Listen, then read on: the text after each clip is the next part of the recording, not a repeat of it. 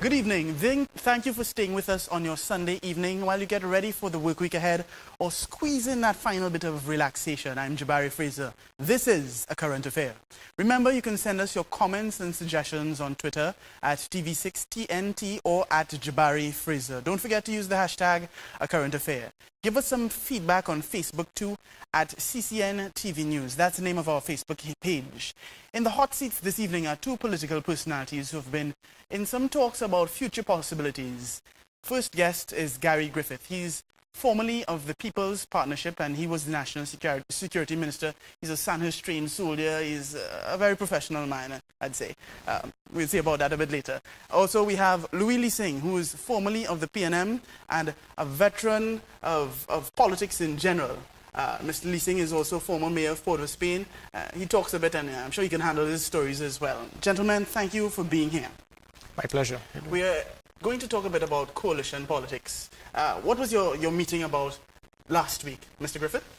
Well, there have been several meetings. There's more conversations. I think it is important that we understand the importance of the third force. And when I speak about the third force, it has to do with those 200,000 persons who are not politically affiliated or enslaved to either the UNC or the PNM. And this is not to say that there's anything wrong with it. There are 250,000 persons who they are committed to the base of the UNC and the PNM.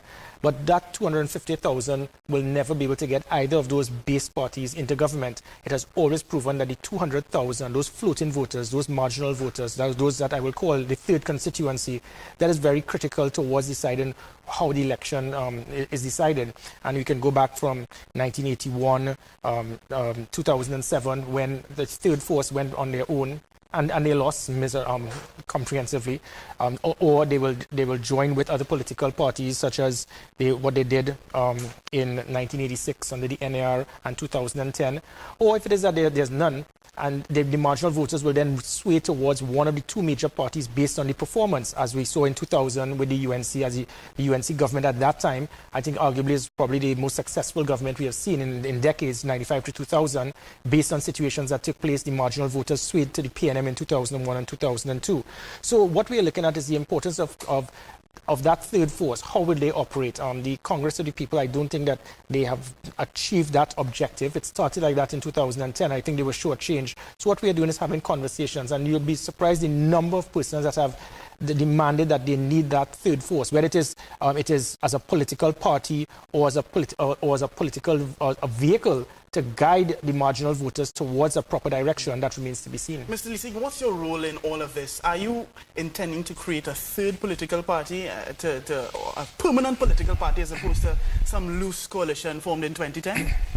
Let me say, first of all, when you're in opposition, and I am truly in opposition at this time. All round. Well, I seems no one likes you, PNM, UNC. I don't know about likes, but when you're in opposition, one thing that is common when you're in opposition is that you're invited to discussions all the time. And so if you are serious about improving the republic and making it a better place for the entire population, regardless of whether they are red, yellow, green, or otherwise, you talk with people. And precisely that is what we did on the last occasion that we met. To clear up a few things, there was talk about who was there fixing TNT, who wasn't there. Who was actually at that meeting? MSG, who was there? Well, the host of the meeting is not now here, so I would leave that for that person. Who was the host? Mrs. Dyer Griffith. Okay. Do you know who she invited, Mr. Griffith? Well, yes, but I think at this time it would not be appropriate for us to state who would be there, who was there at the time. Chicks and TNT, no, they were not. But I can say that meeting was just the start. Since then, we have had numbers of persons from all different walks of life that have actually stated, listen, they need to have some measure of stability to show that third force. The third force right now, it is totally fragmented. The Congress of the People, it is no longer there. It is a pity when you hear Clyde Weatherhead, he states that the COP has 41,000 members. That was in 2007. I challenged him. I play hockey. I challenged him that I will eat my hockey stick if you could put 1% in a COP meeting. 200,000 turned up. The point, I rest my case. I don't think I want to see you eat your hockey stick. But what the Labour movement said that they were not at the meeting. I know you don't have steel teeth. No, I don't. The Labour movement and the MSJ specifically said, and the Joint Trade Union movement said that they were not at the meeting. Did you approach them to be part of this, as happened in 2010? Let me clarify this thing, Jabari. I was invited to discussions, and I have been in discussions with all kinds of people and all kinds of groups. Not today, not last week, but throughout the life of this particular government. I don't know whether people felt that given the positions that I took in Port of Spain as mayor, that I would be the kind of person that they would want to have a political discussion with. And what was the aim of the discussions? Was it to move further along? Do you think this is just another opposition talk segment? No. I think there is there's a groundswell of opinion in the country that people want neither of the two major political parties. People believe that it will be an exchange all over again. Mm-hmm. And so people who have the republic at heart are in fact secretly meeting and talking and what have you, hoping to fashion some kind of modality that will take us out of the chaos that we have found ourselves in. Do you think that these third parties or third forces are always a pack of stragglers, loafers and rejects? No, you see, you're making the mistake in seeing what is happening in the country in the context only of a third party. Mm-hmm. And I want to say that is an error that we are going to continue to make. The time will perhaps come when the country will give to a group of people, a group of citizens, the opportunity to truly put together a third party.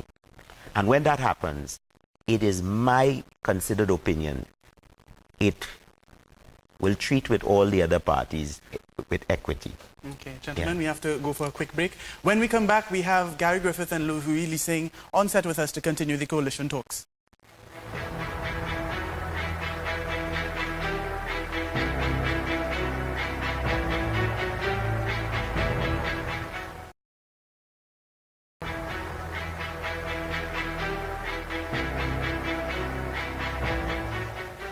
This is a current affair. Welcome back. Mr. Griffith, do we have the proper structures in place to accommodate coalition politics, or do those need to be created? Why is it that this third force can never stick? Well, just because of the system we have, the first past the post, had it been proportional representation, then they will easily be able to flex their muscles. Looking at the two base parties, again, this is not to discredit the two major political parties. I have the world of respect for the UNC and the PNM. I think both political parties have proven themselves and they have done a lot towards the development of our country. They have also made mistakes, as with all other political parties. The point being is that the third force has always proven to be the pendulum to decide which of the two base parties would be in government and which would be in opposition. Whether the third force becomes a spoiler party, whether they join with the UNC to form a coalition government through, whether you call it the NAR or the People's Partnership, whether they work on their own to split, and this is where I come to the so-called split the vote for the PNM to win. The concept is that the third force, it's unfortunate that the third force, it seems now that there is a perception that the third force, it is mandatory that whenever a political party is formed through the third force, it automatically must be joined with the UNC. And because of that, now I'm not saying that it means that there's a concept of the third force joining with the PNM, but what has happened, and I've heard it too often with the UNC, when they state that if the third force works on their own, they waste, you will waste your vote, you split the vote. I think it is a slap in the face to those 200,000 floating voters to tell me that I am wasting my vote, you're out of place. I heard that from Minister Suraj Rambachan when he said... And that also came from the entire government when they were arguing I know, with the Constitution. And that is total disrespect to 200,000 persons that are not a UNC till are dead or born a PNM and are going to die a PNM. But did you support the bill at that time? The bill itself? Yeah. No, but that should not be the reason. But the concept of the bill was not the reason for it. Had nothing to do with splitting vote. It had to do, but what I'm speaking about is that a third force should not, it's not mandatory that they must automatically join with a political party to form government. And if they don't, then the UN, you see what happens, the third force is seen as, if you have three choices and you don't vote for the third force, you will automatically vote for the UNC. So the UNC has this perception that if you form a third party and you do not vote for them, then the PNM will get in government. I think that is a disrespect to the floating voter. Mr. Leeson, you were going to make a point? You ended the first segment on coalition politics. I don't know that it is a bad thing. In a sense, those of us who grew up in the PNM understood the concept of standing alone, fighting alone, winning alone. And you've changed from that now. Hold on. Later, somebody added losing alone. And I sense that the current political leadership of the PNM is not prepared to lose, so that whatever accommodations ought to be made, I am sure are being made. I saw recently where it is very likely that the ILP, as it were, would be standing at the side of the PNM. And you have proof of that? You know for sure that that might happen? Well, let me say to you, I've seen a bit of correspondence that gave a suggestion in that regard. Still on the inside then? Yeah. Well, I won't go there. No, let me say to you that I want us to look at Trinidad and Tobago and the political landscape seriously and understand what is playing out. You have the PNM, you have the UNC, and I feel you have the COP, and to a less extent you have the ILP. But inside of all of that, there are many, many people who are dissatisfied.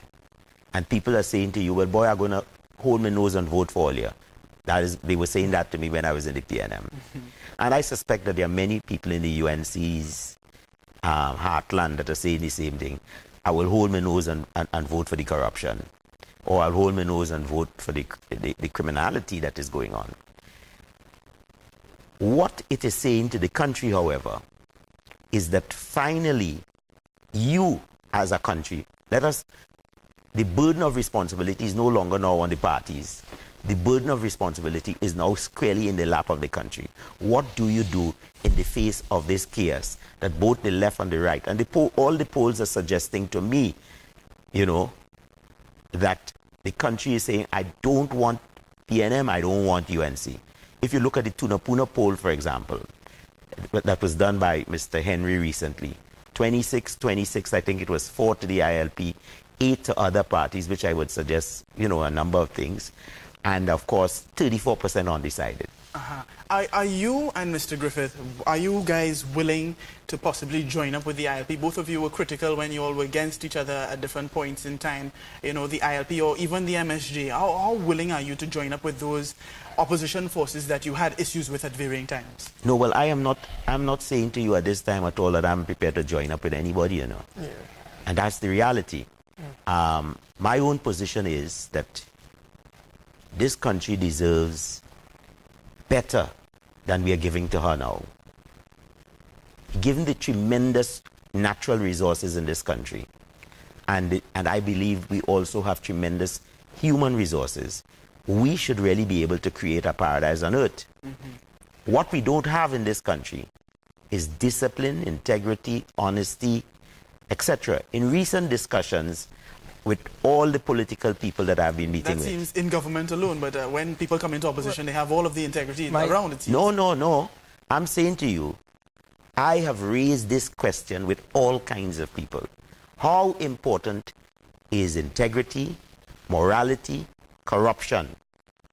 And people, by and large, do not believe these are important issues in the context of an election or the victory in an election in Trinidad and Tobago. And that tells you how far down in the mud we are today. My thing is going back again to the third constituency, whether it's a third political party or 200,000 marginal voters looking at the two base parties to decide. What I have seen is total disrespect to those 200,000 marginal voters, and that is my concern. For example, the Congress of the People, Minister Prakash Rambada, he says that now, many people say that they are founding members of the COP. There were 15 of us that formed the COP when we formed the Progressives to go against the Patriots in the UNC internal election. So I know I was one of the 15, and I actually won my seat against the Pandey slate. And I can tell you that the COP stood for making sure that there's good governance by utilizing that third force. What the COP motto is now, based on what Minister Rambada is saying, is that we must stay with the UNC to make sure Rowley doesn't get in government. No matter what. And that is not what the third force stands for. The bottom line is that if the third force in the manifestation of the COP had done what It was men supposed to do. politics. Well, I'm talking about men. I don't know whether it was a team of boys that represented the COP. But if it was a team of men, they would have said from the onset, if you all want us to remain in this relationship, these are the terms and conditions under which we would operate. And failing that, understand there's no collision. Well, gentlemen, a quick break. Hold your point. We're coming back with it. Now we have a new mini segment to help you keep track of your parliamentary representative. It's called Where MP. Look at the stats. Look your MP, but where? Look your MP, where? Look your MP, look him there, looky there, don't let him get away. Look your MP, but where? Look your MP, but where? Look your MP, look him there, looky there, don't let him get away.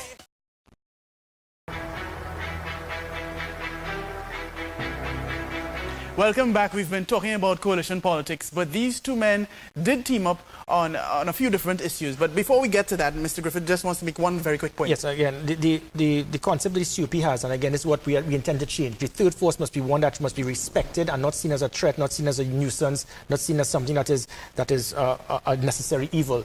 Minister Ramadan said, I just say quickly that it reminds me of political domestic violence, where the UNC is attacking the CUP internally, beating them about the body, and then Minister the CUP likes the abuse. No, then Minister Prakash Ramadan says, but we have to take the licks on the inside because we have our children to take care of. Because if we go and report it, the children will have to go to that wicked stepfather called an orphanage called Skeet Rowley. And I think that is inappropriate. I do not think that the third force is that. I'm not saying that it must be a renegade group, but the CUP was formed not to make sure Rowley doesn't get in government. It was there to represent the third force. And to become the government of the country. I hope that was part of your mission. And to have a part to play, and they don't have a part to play. No, not a part to play, but ultimately to take control of the country. Well, I think the issue here is the fact that if the that coalition weren't, parties if that weren't in your vision, establish a firm base. You know, they come together as a pickup side. It seems. Well, around I'm a election realist. time. A third force cannot be government.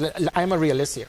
The UNC and the PNM will always have 250,000 base supporters. The third force is there to provide checks and balance for any of those two forces that get into government, for them to be part of it. Whether it is that the third party will have 3 or 4 seats to or working with another of the two base parties, but it's to make sure that none of the two parties will have 21 seats and the third force will have no input. The third force will comprise those 200,000 marginal voters that will balance and make sure that the scale is balanced and there's not any discrimination, victimization. Might I add a little experience to this thing? A little bit, yes. Go ahead.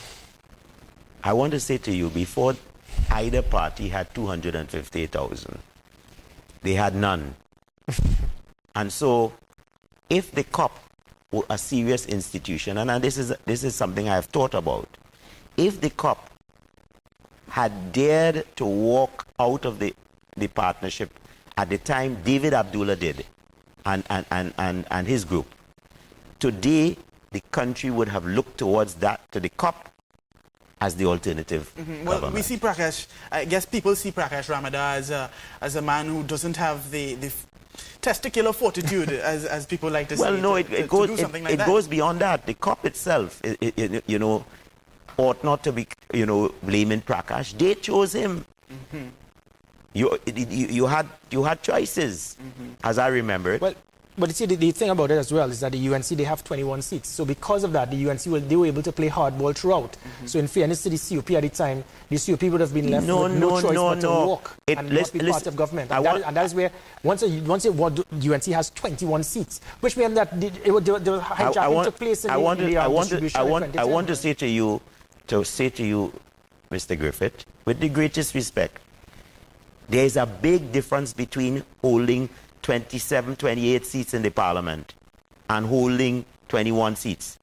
If the government was reduced to 21 seats 3 years ago, all the corruption that you're hearing about would not have come into being, because they would not have had the protection within the parliament to do as they liked. And we saw a bit of that in the constitutional amendment bill debate with MP Dukaran and MP Carolyn and with its choices, the government would have had to be much more circumspect in choosing whoever they wanted to choose. Right. Yes. Gentlemen, I want to talk now a bit about when you two collaborated previously. You know, there was a lot of talk around Carnival time, especially when there was a ban on glass bottles. Not this year.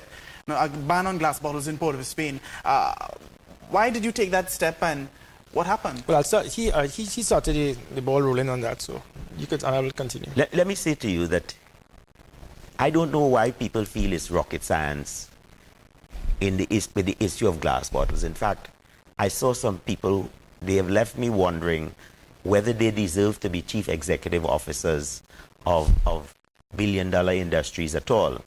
Because I heard one fellow say there's no evidence to suggest that glass bottles maim, kill, or hurt. In fact, I think it was so preposterous. He noted that he didn't have any evidence that anybody was ever injured from glass bottles. No. Clash. Back to the 1950s. Well, but more than that, the history, the empirical evidence is there if you want to do the work. Yeah. And Mr. Griffith, do you know why that fell apart? well, I can tell you, when I became the Minister of National Security, my intention was not to play politics and to do my job. And when you do your job, the votes will come. Many times politicians will think that everything is about the votes, and that is what will cause a problem in good governance, when everything you think about is the politics rather than your work. As the Minister of National Security, I looked at dozens of different initiatives. One had to do was to ensure it was a safe carnival. Last year, it was rated as the safest carnival ever. I tried to improve it even this year. And again, through the work of the previous mayor of Port of Spain, he provided the data for us. The police came and pleaded with us about it. Notting Hill Carnival, Miami, New York, glass bottles in St. Vincent. Glass bottles are banned all over. What happened this year? This year, I sent the information. I met with all of the stakeholders. It was done. It was approved. I went to cabinet. Again, when you hear people say, well, you know, if a man doesn't have a car bottle in his hand, he won't vote for us. That is where it is you get the microscopic, that thinking to say, well, listen, you're thinking politics and not country. Who said that? I'm not going to call names. But my point being is that it was approved. What other instances of divergent political views were there that made you unhappy? It was approved. As soon as I left, if somebody didn't have a car bottle in his hand, they wouldn't vote for us. And then all of a sudden, it was shut down. So then when statements were made that there was not enough on research and all of that, that is not true. We met with all the stakeholders. The police pleaded with us. Again, my job as the Minister of National Security was to bring forward to on the table what the experts recommended, and then I bring it forward to cabinet. The experts recommended glass bottles. They shut it down. The experts recommended 500 acres of land for the army camp in Chaguanas that was there, approved by the previous administration. This was critical towards ensuring proper security in Chaguanas and to have an immediate response in the energy sector. Several ministers fought against it because they wanted the land for their own personal use or whatever, or for whoever. As soon as I left, lo and behold, 500 acres of land is now going to be used to plant rice. And the army has now lost it. The army they're very demoralized. The police have been demoralized. And we have to stop playing politics. It's not about politics. It's about security and putting country first. So we have to go for a quick break. So hold your thought, Mr. Lee. Who's planting the rice? I am not calling Minister Devon Maraj's name. I'm not here to call names. Oh, I see. Hold those thoughts. We're going for a quick commercial break. More when we come back.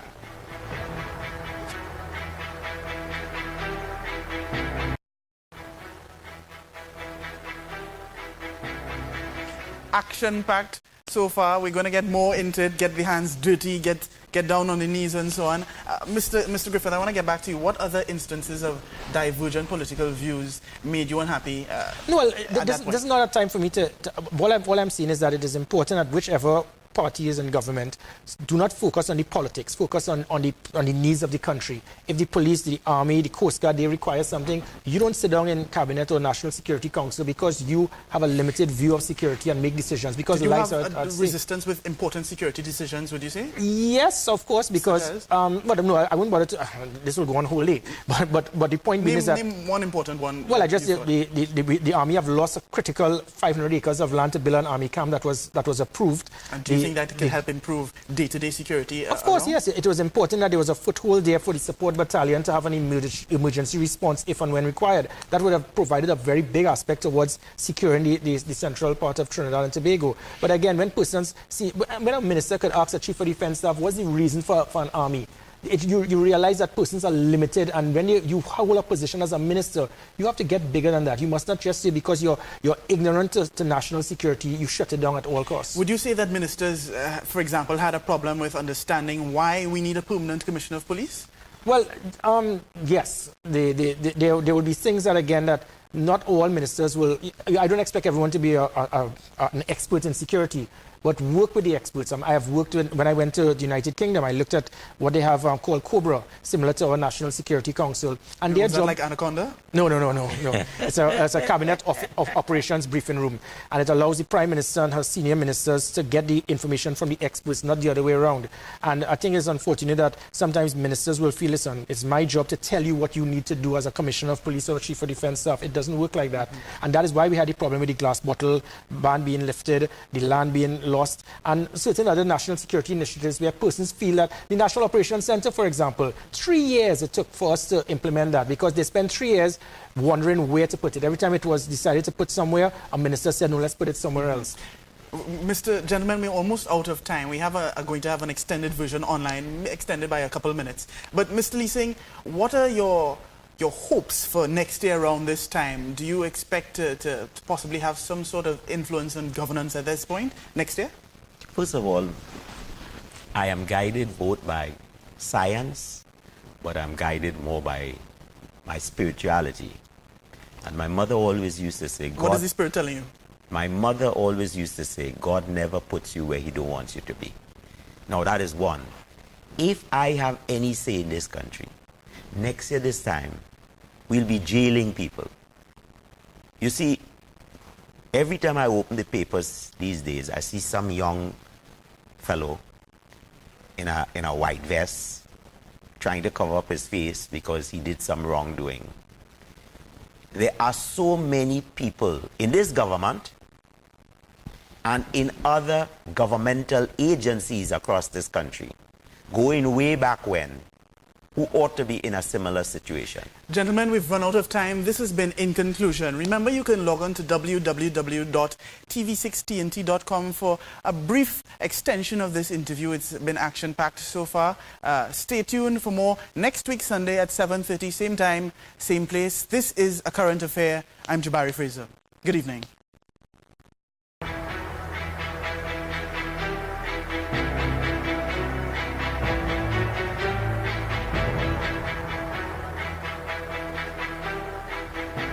This is A Current Affair, the special online edition. We have guests from this week, Mr. Louis Lee Singh and Mr. Gary Griffith, continuing with us for the next 5 minutes or so.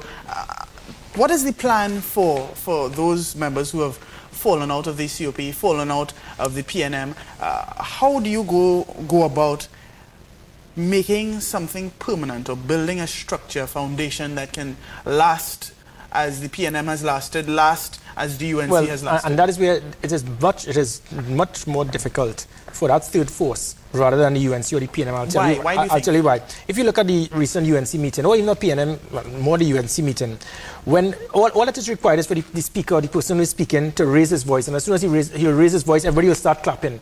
And I'll say, what it is you don't even know what it is he said. So I'm not speaking about blind followers. It's not to discredit the 250,000 persons. But in that third force, those persons, you have 200,000 persons that analyze everything. Everyone feels that they could probably be a leader. And that is what will cause a problem. The UNC and the PNM, there's a cult here where they're set in their tradition and their style, and they will say, listen, Pazio Pandey till I die, that's my boss. As soon as Pandey leaves, they want to stick him with voodoo dolls, and Kamala is their boss. So the UNC and the PNM, they have that. The third constituency, it's floating voters, and those persons can shift at any time. And that is the right of those citizens. But if you really tap into that moral outlook or the look that they have for really looking to see what policy plans are in place, looking to see what the party is actually doing and making promises of good governance, then the foundation will never shift. Let me make a point here. Many of that 200,000 at one point resided within the COP. Correct. Some of them resided within the ILP.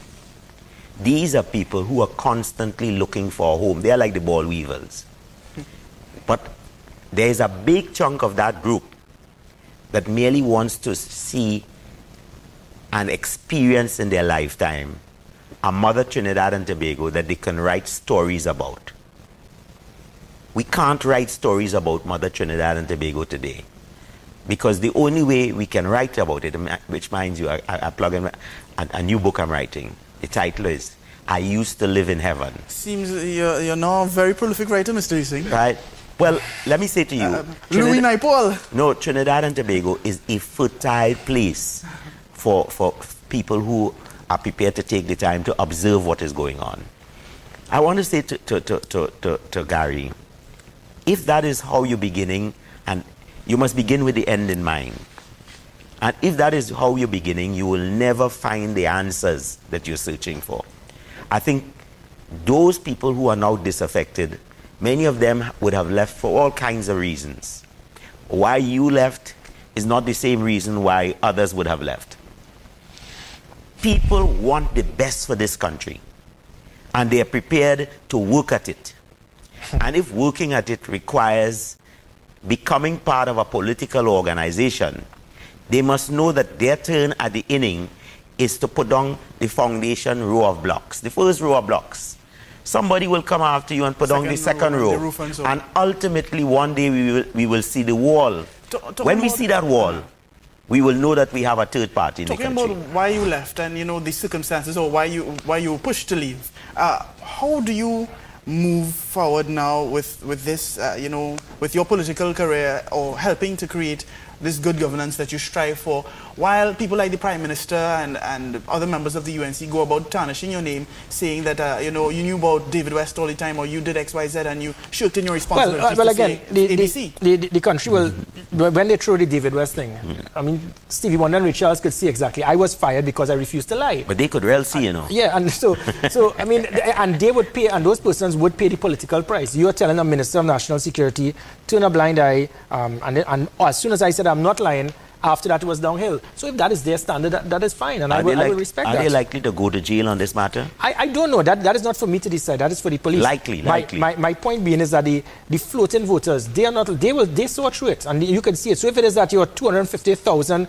and you have your minions that will send the nastiest amount of things on blogs and whatever, that is your style. That is your standard, not mine. Final question for this online edition of A Current Affair. Were there other issues that you were asked to lie about that haunt you still in your sleep? What haunts me is the fact that many times I stood fast on things that I believed in, and I stand on principle. The live sport was a perfect example. I went again the week before live sport was shut down. The whole of Parliament, they were banging the table saying long live live sport. I was the black sheep. I stood firm because I knew it was a conduit towards feeding criminal activity. I did what I had to do. I did what I had to do with David West, and if I had to pay the political price, I would, because I am not unlike others. I have no intention to sell my soul for a political seat. I didn't ask for it. I didn't beg for it. I'm still Gary Griffith, and I could stand strong on my own 2 feet without a political seat. Gary, I caution you again. You are a younger man from an older man. The people you went to bed with did not have souls. So don't talk about selling your souls. Okay. Point taken, sir. Yeah. Gentlemen, thank you very much for being here. This has been A Current Affair, the extended online edition. Stay tuned next week to see which interesting guests we have. Log on to www.tv6tnt.com to find out more. Use the hashtag A Current Affair. Tweet us at TV6TNT and at Jabari Fraser. Have a good evening.